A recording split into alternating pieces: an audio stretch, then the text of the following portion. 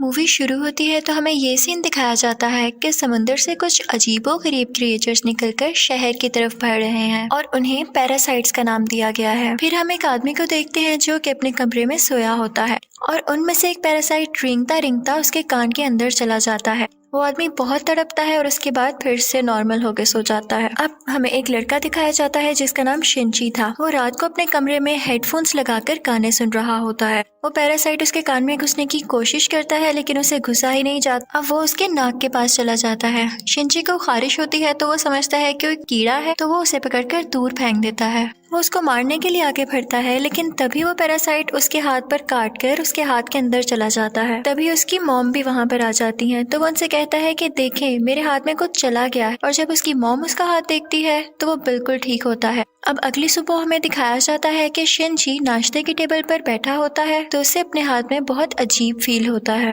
और फिर दूसरी तरफ हमें वो आदमी दिखाया जाता है जिसके कान में स्टार्टिंग में एक पैरासाइट चला गया था। वो अपनी बीवी के सामने आकर खड़ा होता है और अपना मुंह खोल लेता है। उसका मुंह बहुत ही खौफनाक और बहुत ही बड़ा था और वो अपनी बीवी का सर अपने मुंह में लेकर अपना खौफनाक मुंह बंद कर लेता है और ये सब उसी पैरासाइट की वजह से हो रहा था। फिर हमें शिंची दिखाया जाता है जो कि स्कूल जाते हुए रास्ते में अपनी दोस्त से मिलता है। वो भी उसमें काफी अजीब हरकतें नोट करती है और जब वो स्कूल पहुंच जाता है तब भी उसके साथ बहुत कुछ अजीब हो रहा था, जैसे उसके राइट हैंड में काफी पावर आ गई हो। वो घर आता है और अपना हाथ काटने की कोशिश करता है लेकिन उसका हाथ मूव करने लगता है और उसे रोकता है और फिर हम देखते हैं कि उसका हाथ एक क्रिएचर में बदल गया है और वो शिंची से बातें भी कर रहा था। फिर हम देखते हैं कि वो शिंची की बुक्स भी पढ़ा करता था और उसका लैपटॉप भी यूज किया करता था क्योंकि वो इंसानों के रहने के तरीके जानना चाहता था। जब इसने शिंची की बॉडी में घुसने की कोशिश की थी तो शिंची ने इसे आगे जाने से रोक लिया था, इसलिए अब ये सिर्फ राइट हैंड में ही था और उसी हाथ को कंट्रोल कर रहा था। ये अपना नाम मिकी बताता है और कहता है कि तुम मुझे कभी मत काट क्योंकि मैं तुम्हें कुछ नहीं कहूंगा, तुम मेरे होस्ट जो हो। अब हम देखते हैं कि शिंची और मिकी में दोस्ती होने लगी थी लेकिन बाकी सब लोग जिनको पैरासाइट्स ने इन्फेक्ट किया था वो पूरे शहर में बहुत तबाही मचा रहे थे और इंसानों को मारकर खा रहे थे। दूसरी तरफ मिकी शिंची को खींचकर एक रेस्टोरेंट की तरफ ले जाता है। वहाँ पर भी बहुत सारे इन्फेक्टेड लोग यानी पैरासाइट्स इंसानों का गोश्त खा रहे थे। वो शिंची को देखते हैं तो उन्हें लगता है कि ये भी इन्फेक्टेड है और उससे भी वो गोश्त देते हैं, लेकिन जब उन्हें पता चलता है कि पूरी तरह से तो इन्फेक्ट नहीं हुआ बल्कि ये अभी भी इंसान है तो वो उसे ही मारने के लिए आगे बढ़ते हैं। लेकिन मिकी उनको आगे से मारता है और शिंची की जान बचा लेता है क्योंकि अगर शिंची मर जाता तो वो खुद भी मर जाता और ये उसने अपने फायदे के लिए किया था। अब न्यूज आती है कि शहर के लोग मारे जा रहे हैं और किसी को कुछ समझ नहीं आ रहा कि इन्हें मारने वाला है कौन, क्योंकि पैरासाइट्स अपना ये काम बहुत होशियारी और छुप के कर रहे थे। शिंची मिकी से कहता है कि तुम अपने साथी पैरासाइट्स को क्यों नहीं कहते कि इंसानों को मत खाएं, तो मिकी उससे कहता है कि तुम भी तो सब्जियों और जानवरों के गोश्त को खाते हो, तो इसी तरह हम लोगों का खाना इंसान ही है, तो इसमें बुरी बात क्या है। अब मिकी को पता चल जाया करता था कि उनके आसपास कौन सा पैरासाइट है, तो जब शिंजी स्कूल जाता है तो वो उसे बताता है कि तुम्हारे पास एक और पैरासाइट, और वो कोई और नहीं बल्कि उसकी टीचर थी। वो टीचर जब शिंजी को देखती है तो उससे भी पता चल जाता है कि इन्फेक्टेड है, लेकिन वो कहती है कि तुम्हें मुझसे डरने की कोई जरूरत नहीं है क्योंकि मैं इंसानों को नुकसान नहीं पहुंचाना चाहती, बल्कि मैं उनके तरीके इसलिए पढ़ रही हूँ ताकि इंसानों जैसी क्वालिटीज हमेशा मुझ में रहें। वो उसे दो और पैरासाइट्स के पास लेकर जाती है, एक स्टूडेंट होता है और एक पुलिस ऑफिसर। वो बताती है कि ये पुलिस ऑफिसर मेरा हस्बैंड है और हमारा बेबी होने वाला है और वो बेबी बिल्कुल नॉर्मल इंसान होगा, तो हम भी इंसानों की तरह ही रहना चाहते हैं। हम किसी को नुकसान नहीं पहुंचाएंगे, किसी को सरेआम नहीं मारेंगे, लेकिन छुप के गोश्त खाना चाहते हैं, तो क्या तुम हमारा ग्रुप ज्वाइन करोगे। लेकिन मिगी इस बात को नहीं मानता। अब अगले दिन वही पुलिस ऑफिसर उन लोगों के पास आता है तो मिगी शिंची को बताता है कि ये हमें मारने आया है क्योंकि इसे पता चल चुका है कि उस दिन रेस्टोरेंट में हमने एक पैरासाइट को मारा और इसी के साथ वो पुलिस ऑफिसर इन पर अटैक कर देता है। अब मिगी और शिंची भी बहुत लड़ते हैं और इसको फाइनली मार देते हैं। जब शिंची घर आता है तो उसे बहुत बुरा लग रहा कि उसने एक मर्डर कर दिया, लेकिन दूसरी तरफ हम देखते हैं कि पुलिस ऑफिसर की बॉडी से वो पैरासाइट निकलकर किसी और की बॉडी में चला जाता है और ये कोई और नहीं बल्कि शिंची की माँ थी और वो शिंची को मारने के लिए उसकी तरफ बढ़ रही थी। मिगी शिंची को बताता है कि तुम्हें मारना चाहती है, तो शिंची उसे कहता है कि खबरदार तुमने मेरी माँ को कुछ कहा, क्योंकि वो अपनी माँ से बहुत मोहब्बत करता था और वो नहीं चाहता था कि उसकी माँ मरे। लेकिन देखते ही देखते उसकी माँ का सर भी बाकी पैरासाइट्स की तरह खुलने लगता है और वो शिनची पर अटैक कर देती है। उसका बहुत खून जाया होता है और वो मरने के करीब होता है। लेकिन अगली सुबह हम देखते हैं कि वो दोबारा से उठ खड़ा हुआ है। तो मिगी उसे बताता है कि तुम बहुत जख्मी हो गए थे, लेकिन मैंने अपने सेल से तुम्हारे जख्म को ठीक कर दिया। लेकिन यहाँ बुरी बात ये थी कि अब शिनची की बॉडी में मिगी के सेल्स चले गए थे और अब वो पूरी तरह इन्फेक्ट हो रहा था। अब शिनची अपनी माँ को ढूंढने लगता है, लेकिन वो कहीं पर नहीं मिलती। तो वो टीचर के पास जाता है और पुलिस ऑफिसर के बारे में पूछता है, लेकिन वो टीचर भी उसे कुछ नहीं बताती। मिगी उसे बताता है कि अब दिन में मुझे भी 4 घंटे सोने की जरूरत पड़ेगी और उस वक्त मैं तुम्हें बचा नहीं सकूंगा, तुम्हें अकेले ही लड़ना होगा। लेकिन क्योंकि मिगी के सेल्स भी अब उसकी बॉडी में थे तो उसके अंदर मिगी की क्वालिटीज भी आने लगी। खैर, फिर हम देखते हैं कि वही स्टूडेंट जो टीचर ने दिखाया था, जो कि अब पैरासाइट बन चुका था, वो भी शिनची के स्कूल में ही एडमिशन ले लेता है।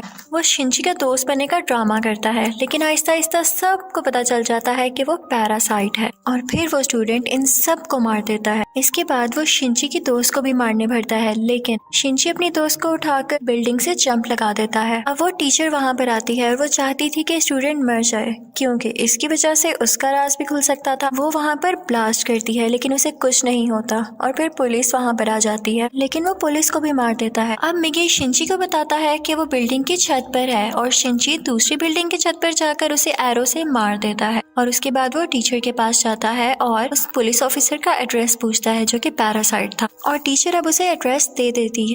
उस पुलिस ऑफिसर का पैरासाइट अब भी उसकी माँ के अंदर था। लेकिन यहाँ पर मिगी के सोने का टाइम हो जाता है, तो इसका मतलब ये था कि शिनची को यहाँ पर अकेले ही लड़ना था। उस पैरासाइट को खत्म करने के लिए जैसे तैसे करके वो उसकी गर्दन काट देता है, जिसके बाद उसकी माँ और वो पुलिस ऑफिसर दोनों मारे जाते हैं। फिर हम देखते हैं कि शिनची अपनी दोस्त से हॉस्पिटल मिलने जाता है।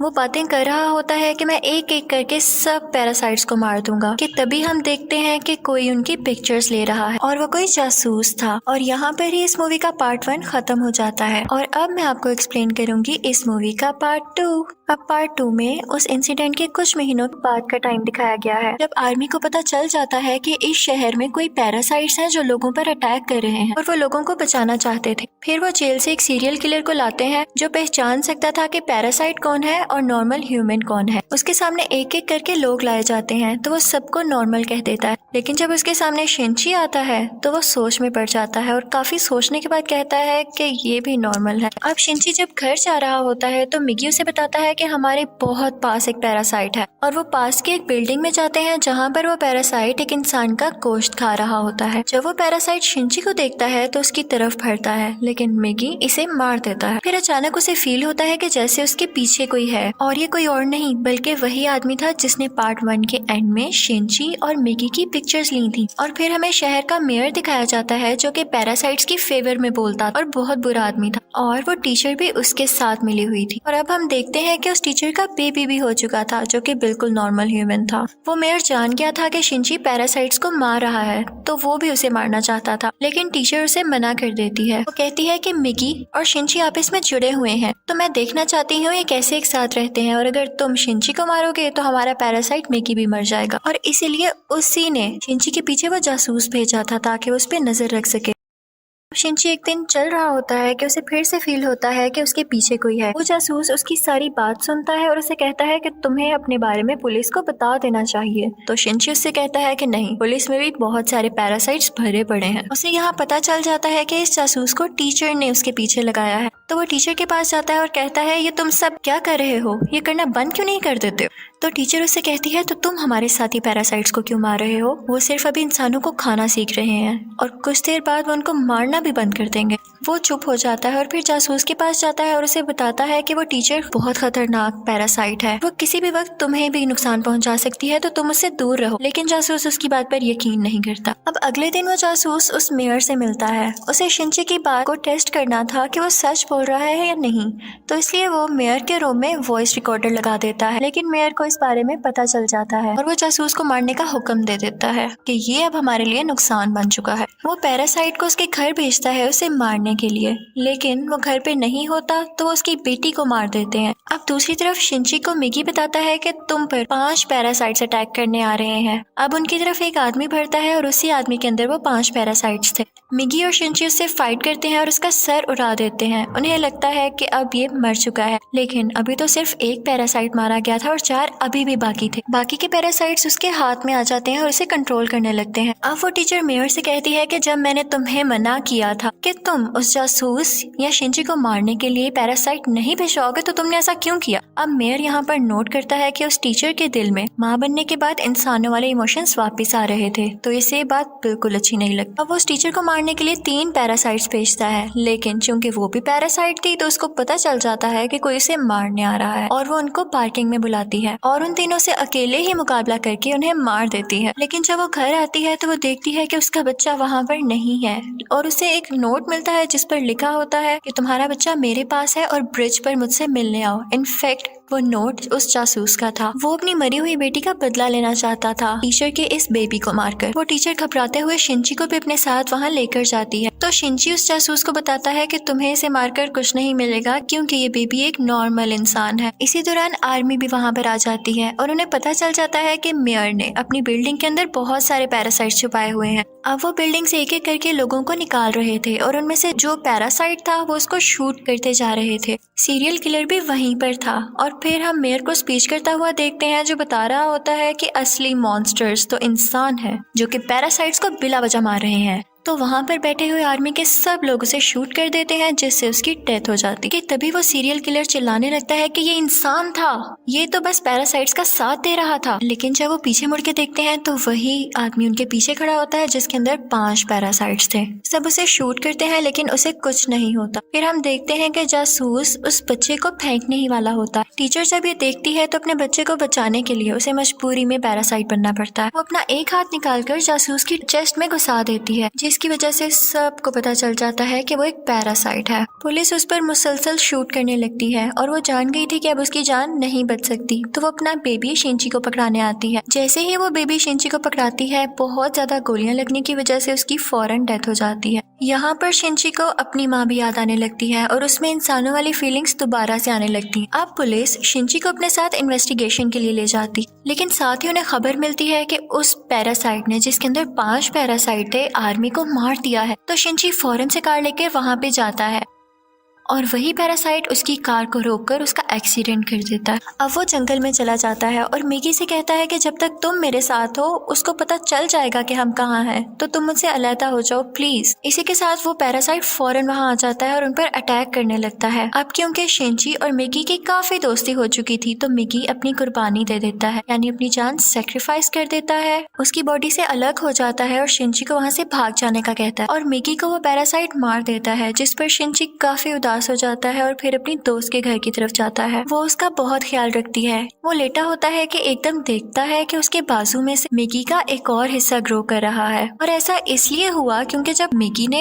अपने बॉडी सेल्स से के उसकी बॉडी को ठीक किया था तो मिगी के सेल्स भी तो उसकी बॉडी में आ गए थे, इसलिए वो चाहता तो दोबारा ग्रो कर सकता था। शिंची को फील हो गया था कि अब ये दोबारा आ रहा है तो उस पैरासाइट को दोबारा से पता चल जाएगा कि मैं कहाँ हूँ, तो वो अपनी दोस्त की जान बचाने के लिए उसको बाय कहकर वहाँ से चला जाता है। लेकिन जैसे ही वो बाहर जाता है तो वो पैरासाइट उसे पकड़ लेता है, लेकिन एक फैक्ट्री में पहुंचकर शिंची एक केमिकल रोड उसकी बॉडी में घुसा देता है, लेकिन उसे कुछ नहीं होता। तो वो कहता है कि तुम मुझे क्या समझ रहे हो, मैं तो तुम्हें मारकर बाकी इंसानों को भी मार दूंगा और फिर मैं और बाकी पैरासाइट्स इस दुनिया पर रूल करेंगे। वो उसे मारने ही वाला होता है कि मिगी फौरन से उसकी बॉडी में दोबारा ग्रो कर जाता है और उस पैरासाइट पर अटैक कर देता है। इसी के साथ उसकी बॉडी में कुछ होने लगता है और वो तड़पने लगता है। तो मिगी शिंची को बताता है कि जिस रोड से तुमने इसको मारा उस पर बहुत केमिकल्स लगे हुए थे और अब पैरासाइट्स इसकी बॉडी में नहीं रहना चाहते और एक एक करके सब पैरासाइट्स उसकी बॉडी छोड़ देते हैं और अब सिर्फ उसकी बॉडी का ढांचा बाकी रह गया। तो शिंची वो उठाकर नीचे आग में फेंक देता है जिससे फाइनली उसकी डेथ हो जाती है। अब हमें काफी दिन बाद का टाइम दिखाया जाता है जब सब कुछ नॉर्मल हो चुका है। तो मिगी शिंची से कह रहा होता है कि अब जैसा कि इस दुनिया में कोई भी पैरासाइट नहीं रहा तो हमें भी साथ नहीं रहना चाहिए, मैं तुमसे अलग हो जाऊंगा। लेकिन शिंची उसे मना कर देता है